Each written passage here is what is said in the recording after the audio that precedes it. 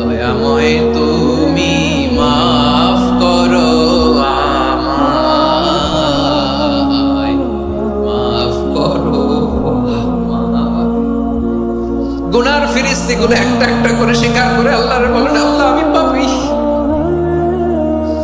আল্লাহ আমার চেয়ে বড় পাপী এই দুনিয়াতে কেউ নাই, আকাশের নিচে জমিনের উপরে আমার চেয়ে বড় পাপী কেউ নাই। একটা একটা করে আমরা স্বীকার করি আমি পাপী, সব পাপের স্বীকৃতি দিলাম। পৃথিবী না জানুক আমি তো জানি আমি কি